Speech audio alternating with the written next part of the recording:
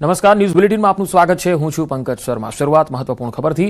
અમદાવાદના સૈજપુર વિસ્તારમાં અસામાજિક તત્વોનો આતંક જોવા મળ્યો। મોડી રાત્રે ગિરિવૃંદ સોસાયટીમાં ઘૂસી અસામાજિક તત્વોએ આતંક મચાવ્યો। સોસાયટીમાં પાર્ક કરેલા વાહનોમાં તોડફોડ કરી સીસીટીવીમાં આખી ઘટના કેદ થઈ છે। બેઝબોલ વડે વાહનોના કાચ તોડીને અસામાજિક તત્વો ફરાર થઈ ગયા હતા। તસવીરોમાં જોઈ શકાય છે કે કેટલી હદે અમદાવાદમાં કાયદો વ્યવસ્થાની સ્થિતિ કથળી રહી છે અને અસામાજિક તત્વો મોડી રાત્રે આવે છે, ગાડીઓમાં તોડફોડ કરે છે। વધુ માહિતી મેળવીએ સંવાદદાતા મૌલિક ધામેચા જોડાયા છે। મૌલિક, આ અસામાજિક તત્વોના કિસ્સાઓ અમદાવાદમાં ખૂબ ભયાનક રીતે વધ્યા છે। હાલ પોલીસ શું કહી રહી છે આ મામલે? જે રીતે પ્રાથમિક વિગતો મળી રહી છે તે અલગ અલગ વિસ્તારોની બનાવની વિગત છે। સૌપ્રથમ જે સામે આવે છે તે સૈજપુર વિસ્તારને છે કે જ્યાં ગિરિવૃંદ સોસાયટીમાં મોડી રાત્રે કેટલાક અસામાજિક તત્વો જે છે તેને તોડફોડ કર્યા હતા। બેઝબોલના ધંધાથી કેટલાક વાહનો જે છે તેને નુકસાન પહોંચાડ્યું હતું। માનવામાં આવ્યું છે કે 2 વ્હીકલ ટુ વ્હીલર હતા, અન્ય 2 વ્હીકલ ફોર વ્હીલર સહિતના અન્ય 8 જેટલા વ્હીકલો જે છે તેને તોડફોડ કરી હતી। ત્યારે બીજા સીસીટીવી ફૂટેજ છે તે શહેર કોટડા હદ વિસ્તારમાં બનેલી અનિલ વકીલની સ્કૂલ છે ત્યાં આગળ ખુલ્લા છે, જેમાં દંડા લઈને કેટલાક શખ્સો ઘૂસી જાય છે અને રાત્રિના દરમિયાન 20 થી વધુ આ શખ્સોના સીસીટીવી ફૂટેજમાં તોડફોડ કરતા શખ્સો જે છે નજરે પડે છે। શહેર કોટડા પોલીસે આ બાબતે ફરિયાદ દાખલ કરી અને 6 વ્યક્તિની ધરપકડ પણ કરી છે। ત્યારે પ્રથમ જે ઘટના હતી તે બાબતે હજી સુધી કોઈ પણ પ્રકારની ફરિયાદ નોંધવાની તજવીજ જે છે તે માત્ર હાથ ધરાઈ છે, કોઈ આરોપીની ધરપકડ નથી થઈ। જી મૌલિક, આભાર માહિતી આપવા માટે। માત્ર અમદાવાદ જ નહીં, રાજકોટમાં પણ આવા જ દ્રશ્યો જોવા મળ્યા। રાજકોટ શહેરમાં અસામાજિક તત્વોનો આતંક યથાવત છે। અહીંયા કોઠારિયા રોડ પર આવેલ હુકડો પોલીસ ચોકીની પાછળ આવેલ આરએમસી કોમન પ્લોટ એટલે કે બુધવારી બજારના ગ્રાઉન્ડમાં અજાણ્યા શખ્સોએ આતંક મચાવ્યો।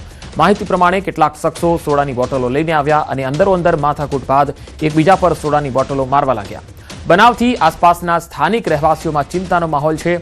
સ્થાનિકોનું કહેવું છે કે નજીકમાં દેશી અને ઇંગ્લિશ દારૂનું વેચાણ પણ થઈ રહ્યું છે અને તેના કારણે આ પ્રકારના જે લોકો છે એ અહીંયા પેદી ગયા છે। સમગ્ર મામલે ભક્તિનગર પોલીસ દ્વારા તપાસ ચાલી રહી છે। વધુ માહિતી મેળવી રાજકોટથી સંવાદદાતા અંકિત પોપટ જોડાયા છે। અંકિત, અહીંયા જે અસામાજિક તત્વો દેખાઈ રહ્યા છે, જે તોડફોડ કરી રહ્યા છે, આ મામલે પોલીસ કેમ એક્શન નથી લઈ રહી? કેમ વારંવાર આવા દ્રશ્યો રાજકોટમાં પણ જોવા મળે છે? ચોક્કસથી પંકજ, વાત કરવામાં આવે તો ન માત્ર ભક્તિનગર પોલીસ સ્ટેશન વિસ્તાર પરંતુ ગઈકાલે માલવીયાનગર પોલીસ સ્ટેશન વિસ્તારમાં આ જ પ્રકારના લુખ્ખા તત્વોનો આતંક છે તે સામે આવ્યો છે। હાલ જે વિડીયો આપણી પાસે આવ્યા છે તે રાજકોટ શહેરના ભક્તિનગર પોલીસ સ્ટેશન વિસ્તારના હોવાનું સામે આવ્યું છે કે જ્યાં રાજકોટના કોઠારિયા રોડ પર આવેલા હુડકો પોલીસ ચોકીની જ પાછળ સમજી શકાય છે કે જ્યારે પોલીસ ચોકીની ગણતરીના જ મીટર પાછળ જો આ પ્રકારની ઘટના બનતી હોય તો પોલીસની કામગીરી ઉપર તેમની નાઇટ પેટ્રોલિંગને લઈને અનેક ગંભીર સવાલો છે તે ઉભા થઈ રહ્યા છે। ખાસ કરીને બનાવ અંગે વાત કરવામાં આવે તો કોઠારિયા ચોકડી રોડ પર આવેલા હુડકો પોલીસ ચોકીની પાછળ આવેલા આરએમસી કોમન પ્લોટ એટલે કે જેને બુધવારી બજારના ગ્રાઉન્ડ તરીકે પણ ઓળખવામાં આવે છે, ત્યાં લુખ્ખા તત્વોનો આતંક છે તે જોવા મળ્યો હતો। ગઈકાલે અજાણ્યા આવારા તત્વો દ્વારા ત્યાં સોડાની બોટલો લઈને અંદરોઅંદર માથાકૂટ કરવામાં આવી હતી, તેમજ સોડા બોટલોના ઘા કરી આતંક પણ મચાવવામાં આવ્યો હતો। સમગ્ર મામલાના જ્યારે વિડીયો સોશિયલ મીડિયામાં વાયરલ થયા છે ત્યારે રાજકોટ શહેરના ભક્તિનગર પોલીસ દ્વારા બનાવ સ્થળની આસપાસના જે વિસ્તારો આવેલા છે તેના સીસીટીવી ફૂટેજ છે તે તપાસવાની કામગીરી ચાલી રહી છે। કયા આવારા તત્વો હતા કે કઈ ગેંગ હતી કે જે બંને વચ્ચે માથાકૂટ થઈ હતી અને કયા કારણોસર માથાકૂટ થઈ હતી તે તમામ મામલે હાલ અત્યારે પોલીસ દ્વારા છે તે વધુ તપાસ હાથ ધરવામાં આવી છે। પંકજ, જી અંકિત, આભાર માહિતી આપવા માટે। હવે વડોદરાના પણ દ્રશ્યો આપને બતાવીએ। વડોદરામાં દાંડિયા બજાર વિસ્તારમાં હત્યા થઈ ગઈ। કેટરિંગનો વ્યવસાય કરનાર યુવકની હત્યા કરવામાં આવી। યુવકના શરીર પર તીક્ષ્ણ હથિયારના ઘા જોવા મળ્યા। ગાડીમાંથી મૃતદેહ મળી આવ્યો। કારનો અકસ્માત પણ થયો હોવાનું જણાઈ આવ્યું। હત્યાનું કારણ અકબંધ છે। પોલીસે સીસીટીવીના આધારે તપાસ હાથ ધરી છે।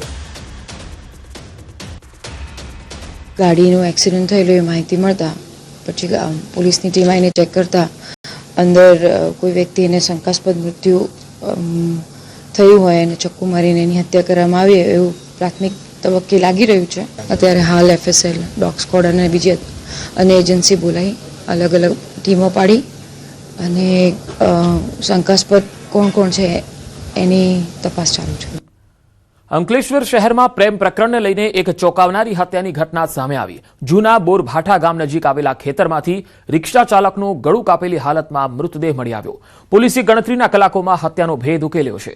મૃતક રિક્ષા ચાલક ઘરે પરત ન ફરતા તેમની પત્નીએ ફરિયાદ નોંધાવી હતી. ત્યારબાદ રિક્ષા ચાલકનો મૃતદેહ મળી આવ્યો. તપાસ દરમિયાન સામે આવ્યું કે મૃતક રિક્ષા ચાલકની પ્રેમિકા અને તેના હાલના પ્રેમીએ મળી રિક્ષા ચાલકને મોતને ઘાટ ઉતાર્યો છે. મૃતકની પત્નીએ જણાવ્યું કે તેના પતિને એક મહિલા સાથે છેલ્લા 8 વર્ષથી પ્રેમ સંબંધ હતો, જેને લઈને ઘરમાં પણ વારંવાર ઝઘડા થતા હતા. તપાસમાં સામે આવ્યું કે મૃતકની પ્રેમિકા તેના હાલના પ્રેમીએ મળીને હત્યાની સાજિશ રચી હતી. આની વાઈફને જણાવ્યું કે આનો જે અફેર છે આ એક જ્યોતિબેન સાથે છે, જે વિડો છે, અને આને શક છે કે આની જે મર્ડર થયો છે આમાં જ્યોતિબેનનો કોઈ રોલ છે. પછી જ્યોતિબેનને પૂછપરછ કરતા જ્યોતિબેન જણાવ્યું કે જ્યોતિબેનને સંજયભાઈના સાથે મળીને આ જે આપણે જે વિક્ટિમ છે મુકેશભાઈનું મર્ડર કરેલ છે. જૂનાગઢમાં મેંદરડા સાસણ રોડ પર ભારે ટ્રાફિક જામની સ્થિતિ સર્જાઈ. નાની ખોડિયાર પાસે એક ટ્રકનું ડીઝલ પૂરું થઈ જતા ટ્રક રસ્તાની વચ્ચે જ બંધ પડી ગયો, જેના કારણે આખો રસ્તો બ્લોક થઈ ગયો. રસ્તો બંધ થતા બંને બાજુ વાહનોની કતારો લાગી. બીજી તરફ રોડનું કામ ચાલુ હોવાથી વાહનોની અવરજવર વધુ મુશ્કેલ બની. ટ્રાફિક જામના કારણે આશરે 2 કિલોમીટર સુધી વાહનોની લાઈન લાગી હતી અને મુસાફરોને ભારે હાલાકીનો સામનો કરવો પડ્યો.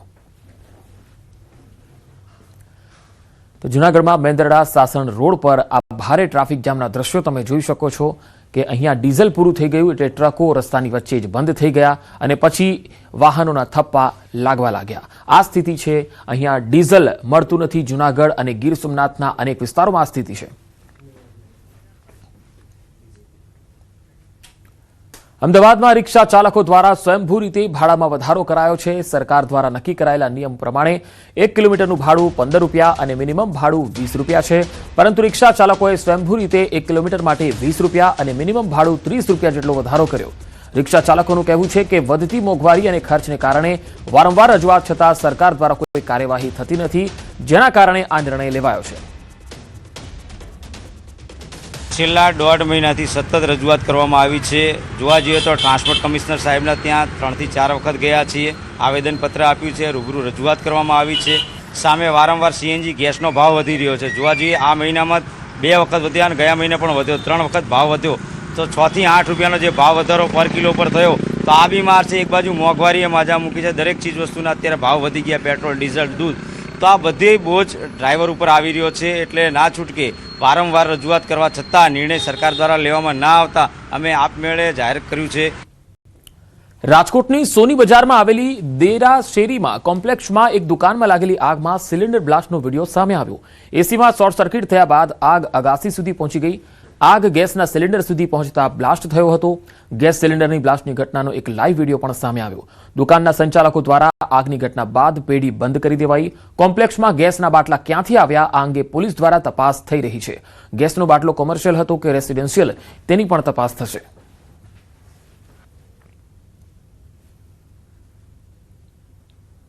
રાજકોટની સોની બજારમાં મોડી રાત્રે આગની બનાવ બન્યો હતો. દિયા ગોલ્ડ નામની આ જે સોનીની આ પેઢી છે, પેઢીમાં આગનો બનાવ બન્યો હતો. આ જે શેડ છે તે સંપૂર્ણ રીતે બળીને ખાખ થઈ ગયો છે. ટોટલ 3 માળ ઉપર જે છે આ આગનો બનાવ બન્યો હતો. ખાસ કરીને ગેસના બાટલાઓનો પણ બ્લાસ્ટ થયો હતો. જે રીતના અંદર જે સમયે આગ લાગી હતી એ સમયે 3 જેટલા જે કારીગરો હતા, જો કે સમય સૂચકતાને વાપરીને તેઓ તાત્કાલિક બહાર નીકળી ગયા હતા, પરંતુ અહીંયા બિલ્ડિંગને પણ નુકસાન થયું છે. જે રીતના આગનો બનાવ બન્યો હતો એ સમયે બ્લાસ્ટ થયો હતો અને બ્લાસ્ટના કારણે જે જારી છે આપ દ્રશ્યોમાં જોઈ શકો છો કે જે તૂટી ગઈ છે. બાજુમાં પણ જે ક્યાંક તિરાડો જોવા મળી રહી છે. એટલે કે આ બ્લાસ્ટ કેટલો ભયંકર હતો તે આ દ્રશ્યો પરથી જ ખ્યાલ આવી શકે છે. હાલ આપણી સાથે અહીંયા સ્થાનિક વ્યક્તિ છે, આપણે એમની સાથે પણ વાત કરવાનો પ્રયાસ કરીશું. આ સોની બજાર છે, ખૂબ જ ગીચ વિસ્તાર માનવામાં આવે છે અને અહીંયા જે છે તે આગનો બનાવ બનતા કે અફરાતફરીનો પણ માહોલ સર્જાયો હતો. ભાઈ, આગ કેટલા વાગે લાગી હતી અને આખી શું પરિસ્થિતિ હતી? 10:30 વાગે જેવું આસપાસ થયું હતું અને પછી રાતે 1 વાગે બધું કાબુમાં આવી ગયું. બધું ફાયર બ્રિગેડ વાળા, પોલીસ વાળા બધાની કામગીરી સારી હતી એટલે બધી ઝડપથી કામ પતી ગયું. આ પેઢીના માલિક કોણ છે? આ પેઢીના માલિક સંજયભાઈ. કેટલા કારીગરો કામ કરતા હોય? 3 થી 4 હશે, પાકો એક્ઝેક્ટ આઈડિયો નથી બાજુવાળાનો. હા, વ્યવસ્થિત બહાર નીકળી ગયા. આગ લાગી ત્યારે કેવા દ્રશ્યો હતા? બ્લાસ્ટ થયો હતો? એ તો ખાલી સામાન્ય અવાજ આવ્યો હતો ને એટલે ઈ એની રીતે બુજાવતા હોય એટલે વધારે થયું એટલે તરત પછી દોડાદોડ થયા અને નીકળી ગયા. ગેસના બાટલા ફાટ્યા હતા? એ ફાઈટાથી પછી એખામટા તો બધું લઈને બહાર તો ન નીકળી શકે ને. એટલે ગેસ બાટલોથી પછી બહાર નીકળી ગયા પછી ફાઈટો. કેવો અવાજ આવ્યો હતો? અવાજ તો ભયંકર આવ્યો હતો. એટલે ચોક્કસથી જે રીતના અહીંયા સ્થાનિક જે છે લોકો પણ કહી રહ્યા છે, પરંતુ આ જે કોમ્પ્લેક્સ છે ત્યાં આગનો બનાવ બન્યો હતો અને બનાવને પગલે ક્યાંક ને ક્યાંક દોડાદોડીનો માહોલ પણ સર્જાયો હતો. મોડી રાત સુધી સોની બજારમાં છે તે અફરાતફરીનો માહોલ હતો. બીજી તરફ જે રીતના લોકો પણ કહી રહ્યા છે કે જે રીતના અહીંયા જે છે એ બ્લાસ્ટના મોટા અવાજ સંભળાયા હતા, પરંતુ અહીંયા સૌથી મોટો સવાલ એ છે કે ગેસના બાટલા આવ્યા કેવી, ક્યાંથી તેમને કોમર્શિયલ હતા કે કેમ, તે અંગે હાલ તપાસનો ધમધમાટ જે ચાલી રહ્યો છે. હાર્દિક જોશી, ન્યૂઝ 18 ગુજરાતી, રાજકોટ. ઉત્તરાખંડની ચારધામ યાત્રાએ આ વર્ષે ઇતિહાસના તમામ જૂના રેકોર્ડ તોડી નાખ્યા છે. મેદાની વિસ્તારોની કાળઝાળ ગરમીથી બચવા અને દર્શન કરવા માટે ચારે ધામોમાં અત્યાર સુધીમાં 24 લાખથી વધુ ભક્તો મુલાકાત લઈ ચૂક્યા છે. આ યાત્રા માટે સરકારી રજીસ્ટ્રેશનનો આંકડો 40 લાખને પાર થઈ ગયો છે. સૌથી વધુ ભીડ કેદારનાથ અને બદ્રીનાથ ધામમાં જોવા મળી, જ્યાં ક્રમશઃ 9 લાખ અને 7 લાખથી વધુ શ્રદ્ધાળુઓએ શીશ નમાવ્યો. ભક્તોના આ ભારે ઘોડાપૂરને કારણે નેશનલ હાઈવે પર વાહનોની લાંબી કતારો લાગી ગઈ છે. જો કે આ રેકોર્ડ તોડ ભીડને લીધે સ્થાનિક વેપારીઓ અને હોટલ સંચાલકોના ચહેરા ખીલી ઉઠ્યા છે. ઉત્તરાખંડની આર્થિક કરોડરજ્જુ સમાન ચારધામ યાત્રામાં ભીડને લઈને રાજ્યનું અર્થતંત્ર વેગવંતુ બને તેવી આશા છે. વેકેશનમાં પહાડોમાં આટલી ભવ્ય ભીડ જોતા આગામી દિવસોમાં તંત્ર માટે વ્યવસ્થાઓ જાળવવી એક મોટો પડકાર પણ રહેશે.